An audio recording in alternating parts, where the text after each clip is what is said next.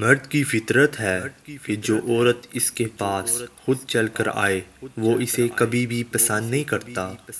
دنیا کی کوئی بھی شے مرد کے دماغ کو پرسکون نہیں کر سکتی سوائے اس کی من پسند عورت کے۔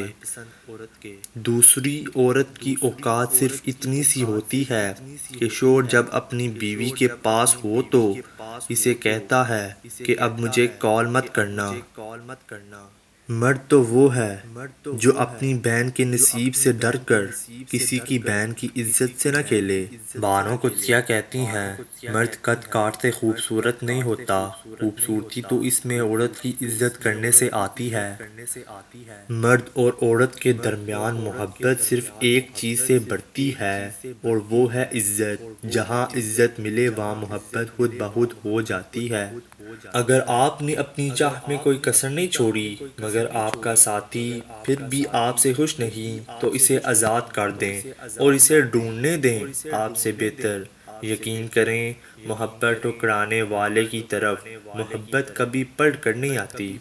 مرد اگر سچی محبت کرے تو وہ نہ کسی غیر مرد کی طرف دیکھتا ہے اور نہ ہی کسی غیر مرد کی نظر اپنی عزت پر پڑنے دیتا ہے۔ کتابوں کی اہمیت اپنی جگہ، سبق اصل وہی یاد رہتے ہیں جو وقت اور لوگ سکھاتے ہیں۔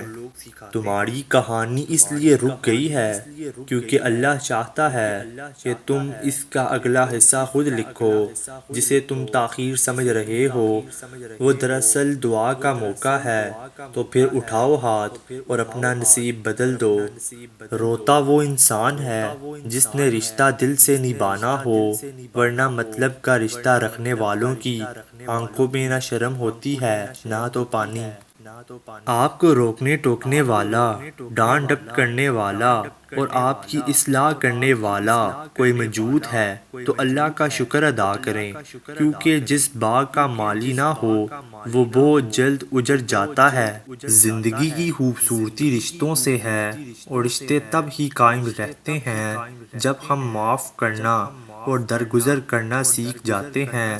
اگر ایسا نہیں ہے تو پھر ہم ایک قیدی ہیں ان سماجی رسموں کے جو ہمیں ساتھ رہنے اور ایک دوسرے کو دیکھ کر مسکرا دینے پر مجبور کر دیتی ہے۔ بانو قدسیہ: ایک عمر برتنے کے بعد میں نے یہ جانا ہے کہ عورت موم ہے یا پتھر، اس کا فیصلہ وہ خود کرتی ہے۔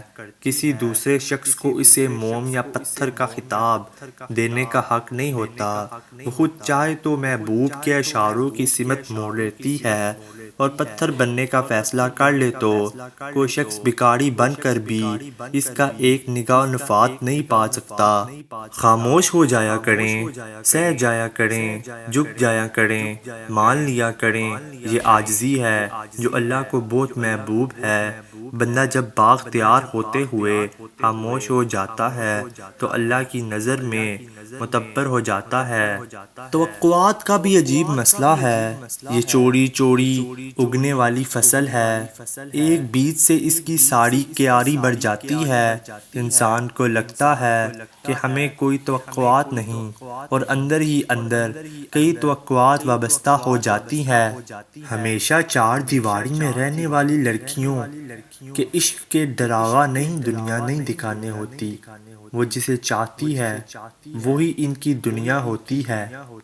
زندگی کی حقیقت یہ ہے کہ ہمیشہ نیک نیتی اور صداقت کے ساتھ رہنا چاہیے۔